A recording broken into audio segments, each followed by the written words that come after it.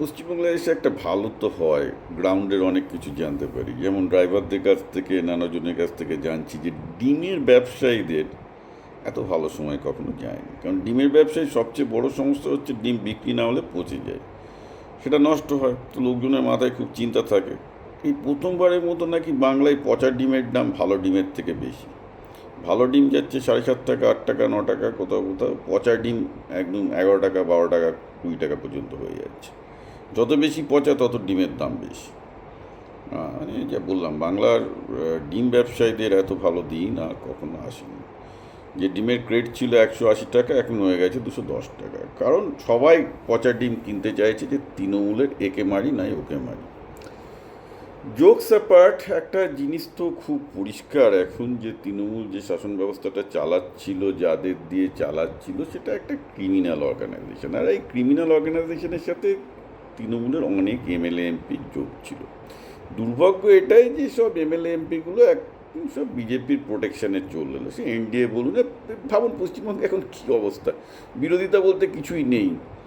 যারা মানে সরকারি বিরোধী দল ঋতব্রত, সে এখন বেসিক্যালি বিজেপিরই লোক। হ্যাঁ, তো সে দ্য প্রবলেম যেটা হচ্ছে সেটা হচ্ছে যে পশ্চিমবঙ্গের নেক্সট 5 বছরে তো বিরোধিতা থাকছে না।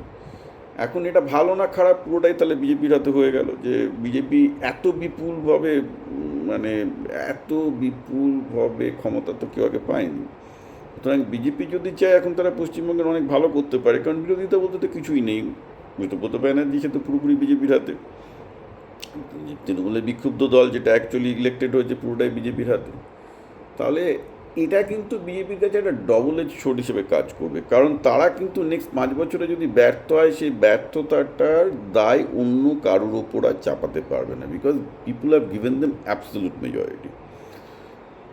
তো এইখানে আমার একটা জিনিস বলার আছে, আমি এটা বিজেপির নেতাদের সাথেও কথা বলেছি, কর্মীদের সাথেও কথা বলেছি, ফেসবুকে তো লিখেই যাচ্ছি যে যারা বিজেপিকে ভোট দিয়েছে, আমি তো দেখছি তারা ম্যাক্সিমাম বেশ একটা বামপন্থী ফ্যামিলির লোকজন, যারা কিন্তু একটু মুসলমান বিরোধিতা আছে, কিন্তু মোস্টলি একটা চাকরি চায়, বদ্ধ জীবিকা চায়, একটা বদ্ধ অ্যাডমিনিস্ট্রেশন চায়। তাদের আশা পূরণ করা কিন্তু মুশকিল হবে, কারণ এই যে লোকগুলো বিজেপিকে ভোট দিয়েছে না, তাদের ম্যাক্সিমামই হচ্ছে ওসব এমএ এমএসসি বিএড ডিগ্রি করে বেকার বসে আছে, কোনো স্কিল নেই। এদেরকে কেউ কোথাও কিছু দিতে পারবে না, ওই প্রাইভেট স্কুলে 3,000 5,000 টাকা মাইনে চাকরি ছাড়ে। সো ইমিডিয়েটলি বিজেপির একটা বিশাল পরিমাণ স্কিল মিশন চালু করতে হবে, যাতে এদেরকে প্রপারলি স্কিল করে স্কুল লেভেল থেকে কলেজ লেভেল থেকে ভালো চাকরিতে, কারণ প্রত্যেকেরই একটা অ্যাসপিরেশন আছে, সে বিয়ে করবে, সে করে একটা ভালো সংসার করবে, সমাজের জন্য সেটা দরকার। But this got to be done. ডিম টিম তো একসময় অধ্যায় সব শেষ হয়ে যাবে, কিন্তু এই ডিমটা কিন্তু বিজেপির দিকেই আবার ফিরে আসবে, যদি বিজেপির নেতারা এটা বুঝতে না পারেন।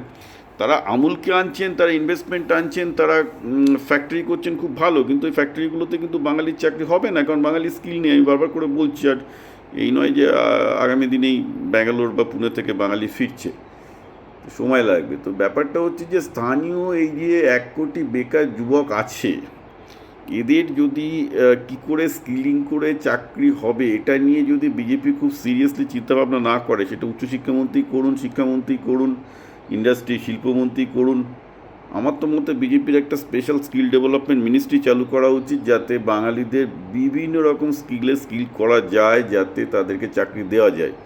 না হলে কিন্তু অচিরেই এই আনন্দ, এই ডিমানন্দ, আমি বলছি এখন ডিম ছুঁড়ে আনন্দ, ডিমানন্দ কিন্তু উল্টো দিকে টার্ন নেবে।